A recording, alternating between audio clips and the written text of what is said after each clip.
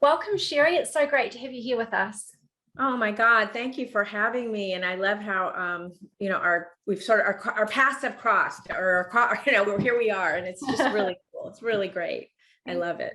And I was just mentioning to you before we got on the call, this topic we're going to talk about today, I'm really grateful for you with your extensive expertise in this area to be here to talk about this for my community, because it's not something that I'm super familiar with. So this will be educational for me, and I know really useful for a lot of people who are trying to navigate this, and maybe some people who don't even know that this is what they're going through, right? We're going to talk about some warning signs. So we're going to talk about how to heal relationship addiction and what is that. I've been reading your new book. I'm going to make sure there's a link with this video to your new book, because it's very enlightening around what relationship addiction is, what love addiction is. Yeah. Well, a lot of people aren't really talking about it. We tend to focus on the addict or the alcoholic, but we rarely talk about the love addict or the codependent. And I love that I've been able to kind of bring this to the world. My story was, I was such a good love addict and codependent that I focused on the addict. I was married to an alcoholic and everything was about him. And then suddenly, even my first book was related to addiction, substance abuse. And then I went, this is really codependent. I need to focus on my story, my passion and what I've had to cope with and deal with, and how I've helped others as well. So that was when my second book came out, Love Smacked, which is all about relationship addiction and codependency. And my story is really, addiction is really a disconnection from self. And mine began in the incubator, where I was premature. I'm older probably than you, Bernadette. Like I would mention, I'm a grandma.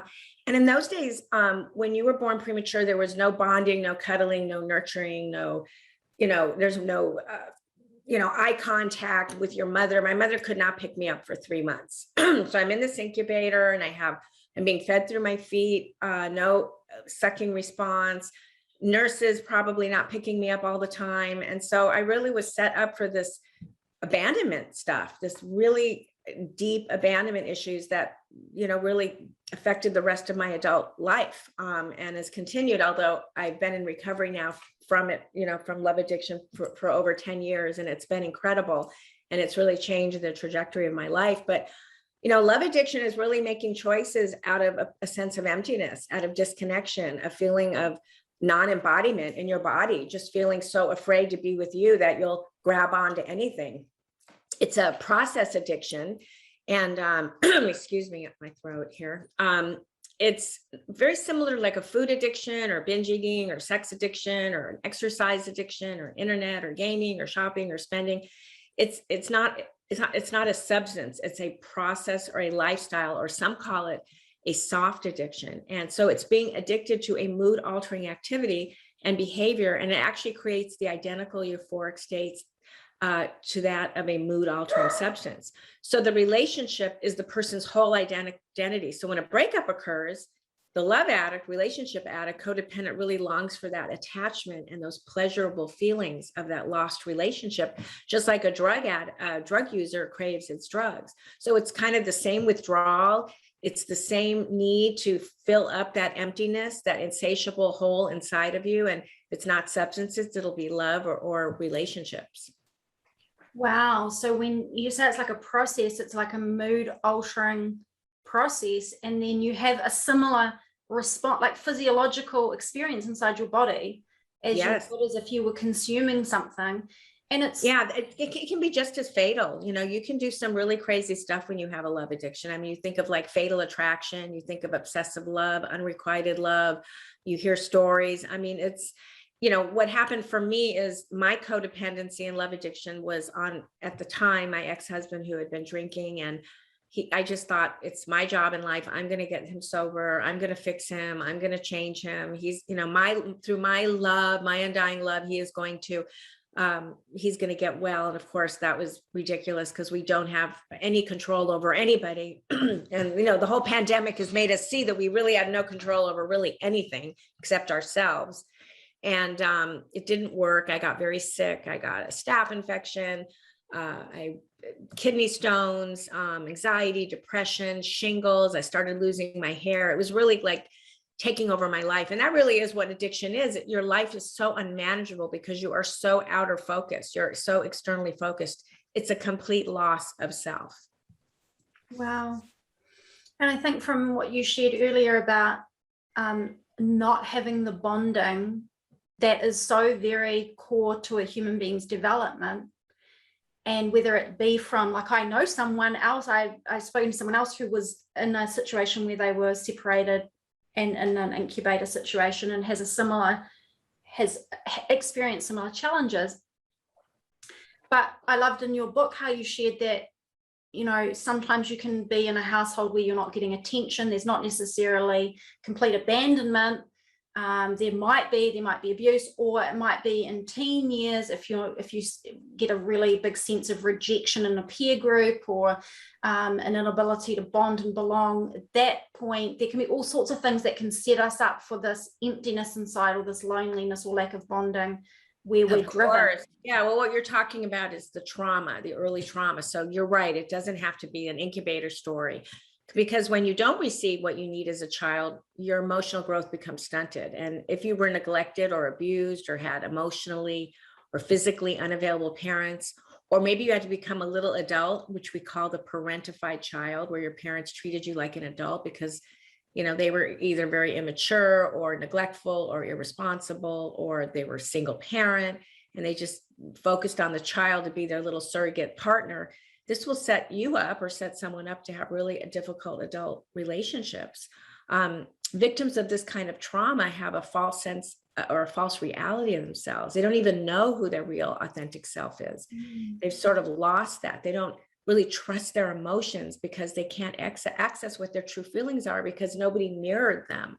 And the reason being is if you're invisible as a child because of neglect or abuse or unavailable parenting, there's no one really to acknowledge you. So you feel very invisible. You don't really know what your preferences are. You don't even know who you are.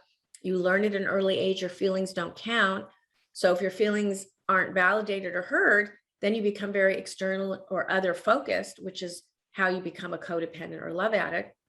And so you learn to focus on everything else around you rather than what you need and what you want. And this is really at the foundation of finding your true self. So if you don't have an intimate relationship, a connection with yourself, it's really difficult to have intimate relationships with another person. All your relationships become really other focused, which is at the heart of codependency and love addiction. I remember when I, had these multiple divorces, I'm like, oh, I just met unavailable people. They were this, they were that. Well, really, I was unavailable to myself. I really didn't have a deep, intimate connection with myself. And I was relying on them to fulfill this connection, which really could only come from me. So once you have a connection with yourself, then you know who you are, and it sounds so basic, but it really is true. If you don't know who you are, how do you know what you want, what you need? You're kind of like in the ethers grasping. So what really helped me in my early 50s is I found a therapist and I started doing trauma therapy called somatic experiencing. And that's what I do now with my clients, where I help them get into their bodies and release toxic energy that has been sitting in there. So let's say you have a trauma where, God forbid, you were molested or abused. So you have this fight, flight, freeze response. Well, we need to get that energy that is still stuck inside of you. In my case, it was being in the incubator and just being like helpless. A lot of energy that needed to be released. And I needed to learn how to be in my body, because for me, it was always getting outside my body, wanting somebody else to pick me up or give me a bottle or whatever I needed. And for everybody, it's a different situation, but we got to release that trauma. So that's why I'm a really big believer in it. If you hire a therapist or a coach, you really want someone to do trauma therapy with you. 100%. And it's so interesting that, listen, you talk about it. If you have an intense experience of invisibility, aloneness, abandonment, the last thing you want to do is spend time with yourself figuring out who you are, because I'm sure that feels very isolating and very alone to sit with yourself, right? And so that's why you're trying to get something from someone else. The idea, for most people, the idea of sitting alone with yourself and spending time with yourself is, for a lot of people, is uncomfortable. So if your experience is, I don't want to feel this aloneness and this abandonment, then the idea of sitting with yourself in therapy is super painful. And I guess that's why recovery from that type of specific situation that you're talking about, relationship addiction, love addiction, coming from these early experiences, is so important to do that with a licensed, experienced trauma therapist, because Absolutely. you won't feel alone so much if you're being guided by someone who knows how to hold space and help you navigate. Because I imagine opening that can of worms, if you've been burying that for your whole life, and then being an addiction to love and relationships, to then open that can of worms is a big deal. Well, I mean, I think coaches are great. I'm a coach myself and a licensed therapist. I think coaching can be very helpful for so many things, like, maybe hiring a dating coach to help you kind of navigate the dating process. But none of this will work if you haven't really unearthed the deeper issues, the deeper trauma. If you haven't released it, you're just going to feel stuck, and you're going to keep attracting the same kind of people. You're going to keep replicating your early trauma to sort of in some way fix it. You think, if I just get this right, then finally I'll fix what I didn't get, which of course never works. And then you end up being a love addict, codependent. You start over adapting to what others want. These are some of the symptoms. You don't have boundaries. So you're always saying yes when you really want to say no. And then you turn around and you get resentful. You have an excruciating fear of letting go because of these abandonment issues. You really fear the unknown. Even right now, presently, I'm bumping up against an unknown. Like, I'm supposed to go to Europe for a trip. And even though this has nothing to do with relationships, there's this unknown, like, will I go? COVID. And for people that have been through trauma, they want to know, so they have to kind of sit in the discomfort of not knowing and know they're not going to die because they don't know. So these are some of these little insidious symptoms that can happen when you grow up with this kind of trauma. You're always trying to change others, like I was trying to do with my ex.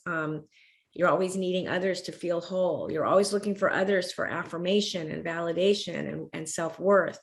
You fear abandonment, rejection, withdrawal, and you have those withdrawal symptoms that I talked about. And we give up who we are out of the fear we might lose someone or lose their approval, or they won't want us, or they won't need us. So we try to find people that need us. I don't think there was an accident that a lot of my relationships were with people that needed me, whether it was for financial or emotional or whatever it was.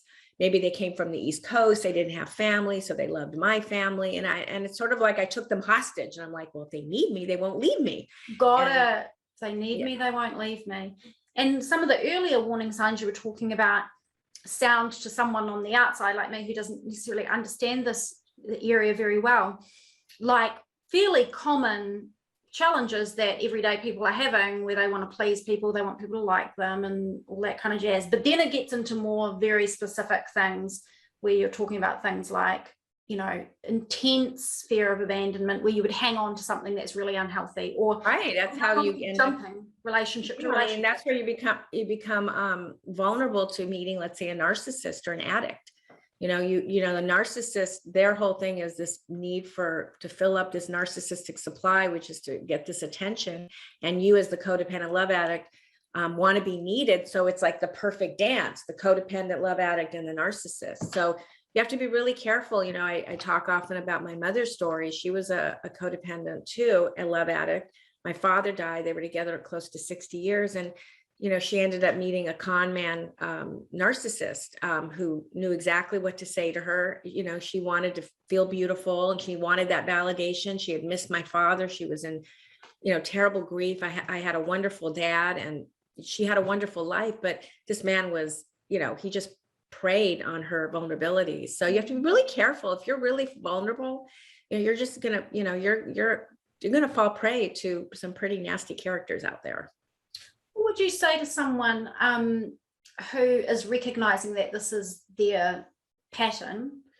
So this, whether they use the word addiction or not, this intense need to be in relationship and to have those validations and that attention, and knowing something isn't healthy about it, but suffering the intense fear of I can't step back and be alone to sort myself out, because it is just way too confronting. So where your stuff that you need to heal gets in the way, and the thing you need to do is step away from the stuff. Right. Well, it's a catch-22, because for me, I just kept avoiding the pain. I just, one relationship was over and I was on to the next one, because I didn't want to be, alone. But, once you can be alone, and that's where the trauma work work, that's where the trauma work comes in, where you can actually be with yourself and not be afraid to be with yourself. Because again, that's what addiction is. It's running from self. It's self-medicating what's uncomfortable.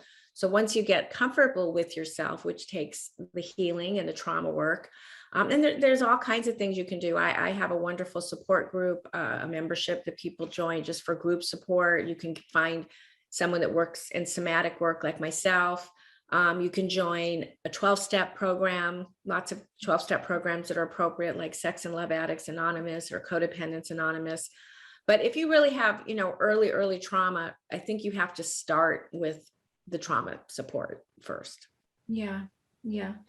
And I also would think that there'd be some people that would say, well, some of those things ring true for me, but I just love to be in relationships. Like I just love to be in love, and I love to have compassion. Like, who wants to be alone? Well, everybody, everybody wants to be right. Most people, not everybody. There are people that are avoidant, but yes, being in a relationship is great. I'm not in one right now. I'm much happier when I'm in one, but I don't have to be in one. In other words, I have a really full life. I have my daughter, my grandchildren, my outrigger canoeing, the work that I do in the world. And then most importantly, I'm comfortable with me. I don't need to be outside of me to be happy, to feel, whole. I feel very whole. Would it be nice to have someone to add to my life? That'd be fantastic, but it won't make my life. I mean, that's the difference. Yeah. I hear that. It's like, I love that too, but I don't need it. I don't need it like I need air to breathe. Yeah, this isn't like, I'm not trying to say, well, just be single the rest of your life and you just, that's the way it should be. No, everybody wants to have a companion or a partner in life, or not, again, not everybody. There are love avoidants that don't want that. But people that are love addicts tend to have anxious attachments. So they really have to heal that attachment. They have to find secure attachments. And if it's not in a partner, it has to be in, maybe it's a spiritual attachment. Maybe it's finding a great support group. Maybe it's finding a great mentor, a great friend, a great, someone that, you kind of like bring in your circle of allies, your circle of love, let's say, until that person comes along. So you have to have your, sort of your go-to, your spirit guides, whatever you want to call it, whatever it is, so that you can move towards a secure attachment and feel, because, you can't just be an island, right? We can't just be an island. So we need attachments. We just don't want to be desperate for the wrong attachment. The desperate feeling, and we know what that feels like. It's a grasping. Doesn't matter whether you're desperate, whether it's desperate. You'll never get what you want out of desperation. If you're craving and trying to, make something that isn't there, or try to make someone who they're not, or not accept the reality of who someone is, or falling in love with an illusion, you're never going to have satisfaction. So we have to accept people where they're at. First, we have to accept ourselves for where we're at, be comfortable in our own skin, and then we will be more discerning on who we bring into our sphere. Okay, so 2 questions. First one is, if someone's listening and they're like, I've got some healing work to do, but I don't want to go to a therapist because they might make me leave my relationship that I'm in. Because I'm thinking, if I'm in this situation and I'm like resonating and I'm like, I think I'm the kind of pattern that she's talking about, but because I'm in this pattern, I don't want to leave my relationship because that freaks me out. If I go to a therapist, they're not going to, and I do some somatic experience, they're going to make me leave my relationship. No, well, first of all, therapist's job isn't to tell you what to do. That's not their job. The job of that therapist would help that person embody themselves so they can be more awake and aware and embodied and connected to themselves, so that the decisions they make come from a more connected self. Yeah, and I wouldn't even think about, leaving the partner, or this isn't really about the partner. This is about you.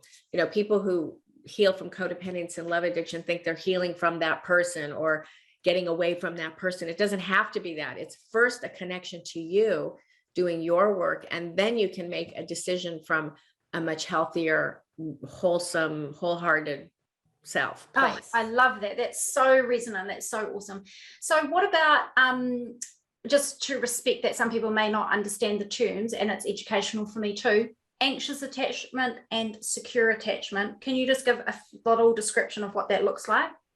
Well, the anxious attachment is the person that feels very anxious when they're not in the presence of someone. So like you think of someone who's dating and the person doesn't text them back right away, or doesn't ask them out that weekend, they go into complete panic. They need this attachment to feel whole. We all need attachment. We have to have healthy, secure attachment. So secure attachment would be someone who got what they needed growing up. Their parents mirrored and bonded with them. And when I say mirrored, had that resonance where they attuned to each other. Then you can have a secure attachment because you can attune to people. You can be present with others.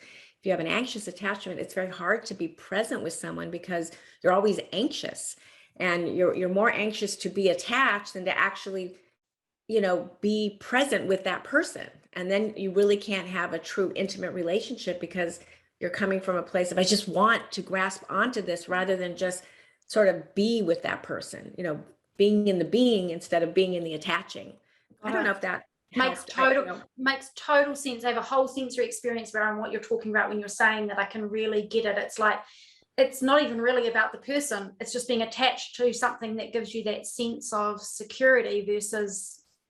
There's probably a much better scientific definition of those two things, secure attachment and anxious. But I think how I'm describing it, I think you can understand what I'm trying to. I think it illustrates what it is.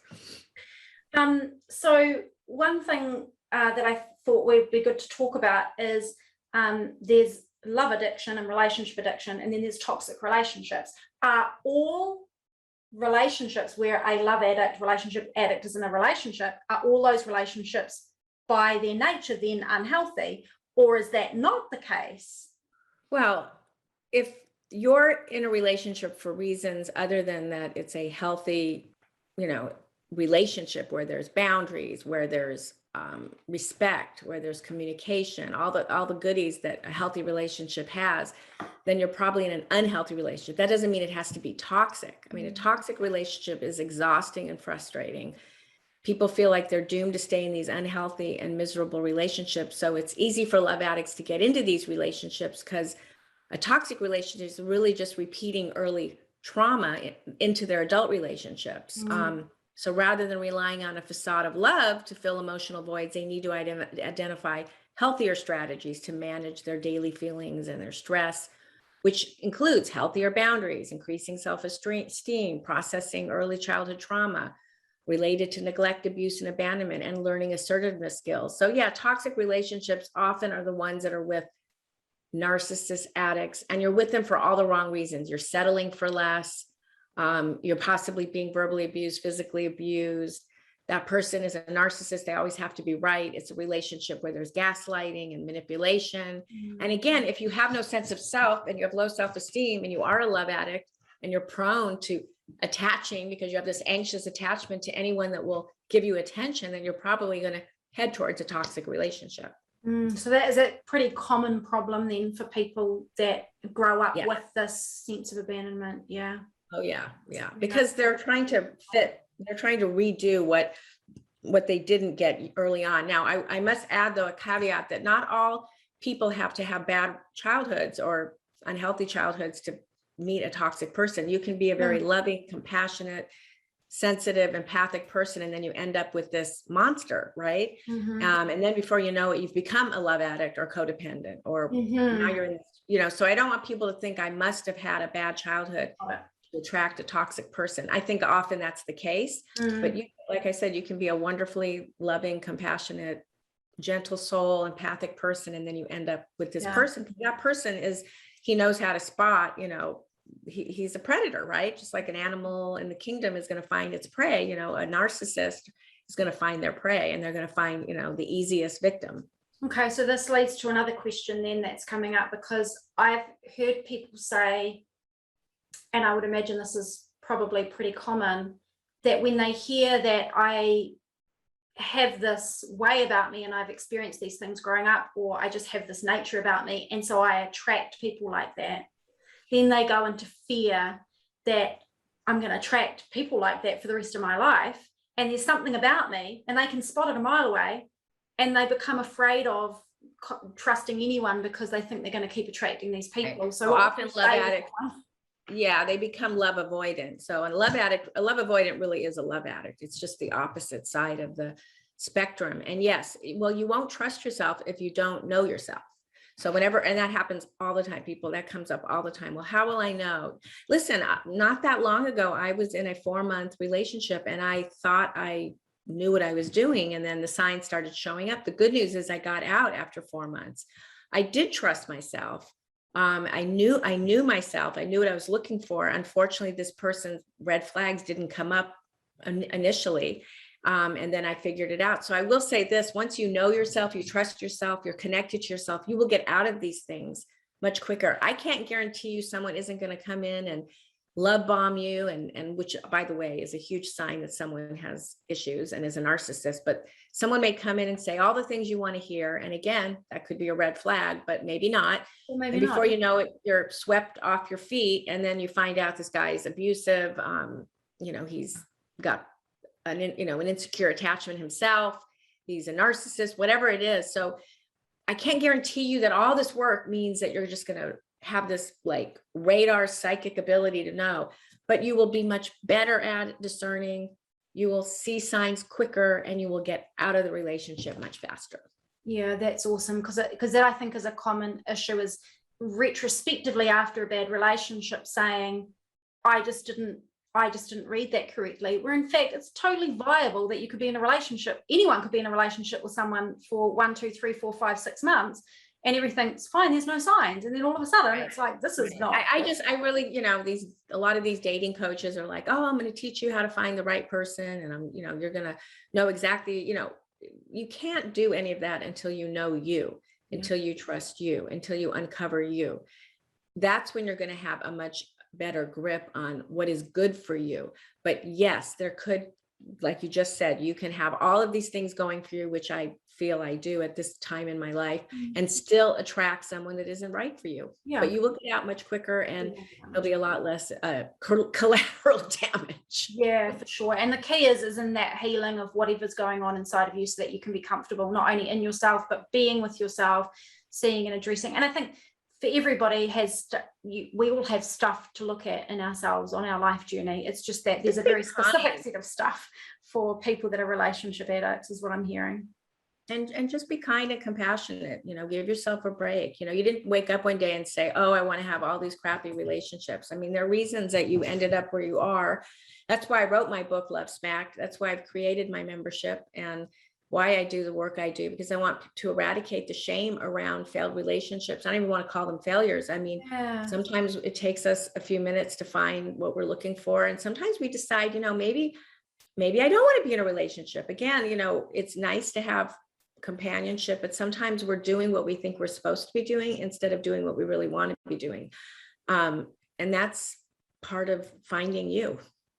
Yeah. And I really love that you talk about eradicating the shame around it, because nobody chooses to be put in an incubator and not touched and bonded with for 4 months. Nobody chooses to sit in a household as a 2-year-old and be subjected to abuse. Nobody chooses the family they're born into. And as an adult, you're having relationships. And if you don't realize that some of those patterns are linked to that, you just think you're failing at life, whether it be failing at your money or failing at your relationships or whatever it is. You don't even have a choice to choose what you think about what happens to you in the first 7 years when you're being completely conditioned into your life, right? And so I'm glad you talked about that, because I think a lot of people do have shame around failing at whatever it is in life. So for the people that are listening and they are saying, okay, well, I am noticing there's some resonance here for me around some signs that seem like maybe that's my pattern, what would you suggest as a starting point for them to start to turn things around for themselves? Because I mean, there's like, I can read a book, I go to a therapist, I do a course. Where do I start with all of this? So does it depend? Well, I think just being here, Bernadette, just being on this, call right now, they have an awareness. And so now they have to take the action.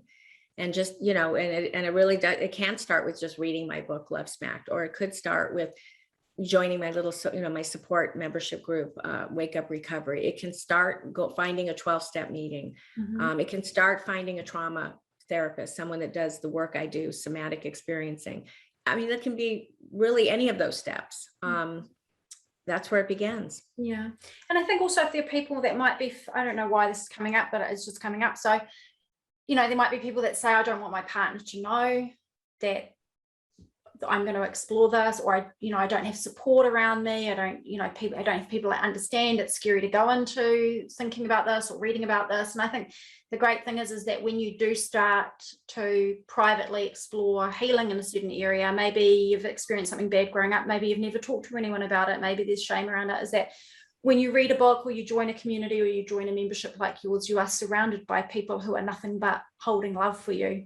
And so it creates a whole new space to be able to explore yourself. So if anyone's well said, very well said. They are holding love for you. I love that. We usually say holding space, but they are holding love and space. Because some people are just not, like sometimes I think we want our partner hold space for me hold love for me while I go through this complete trauma pattern that I've got going on, or mum or dad or my friend, like some people they're just not equipped.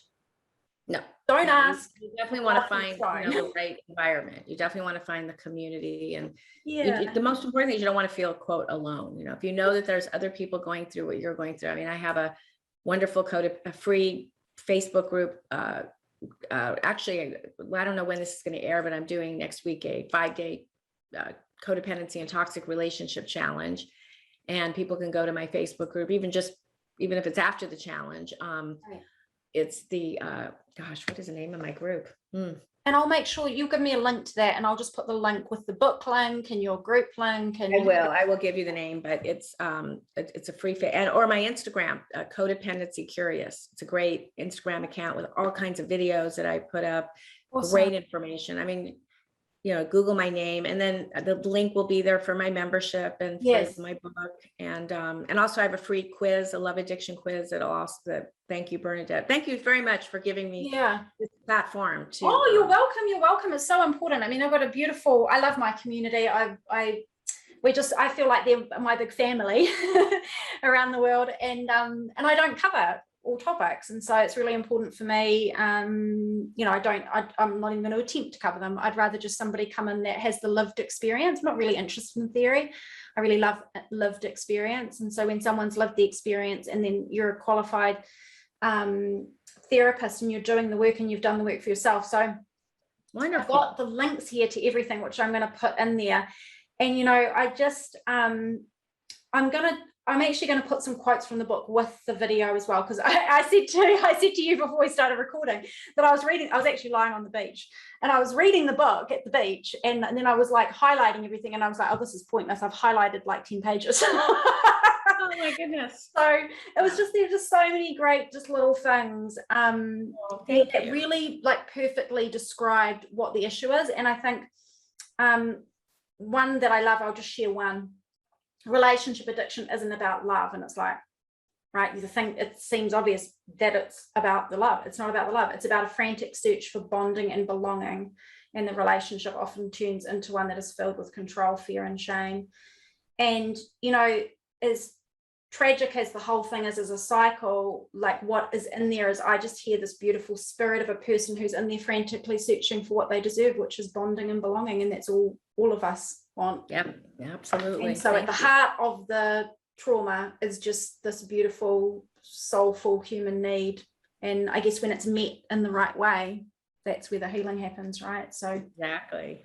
Amen to all of that. Thank you so much for your time. It was so great. Welcome, Bernadette. It was so great to meet you. You're lovely. And I really appreciate you having me on your, I don't know what this is called. Your podcast. Thing. I know people are like, your podcast. I was like, it's not a podcast. I don't know what it is. It's just a series of awesome videos with awesome people. Oh, excellent.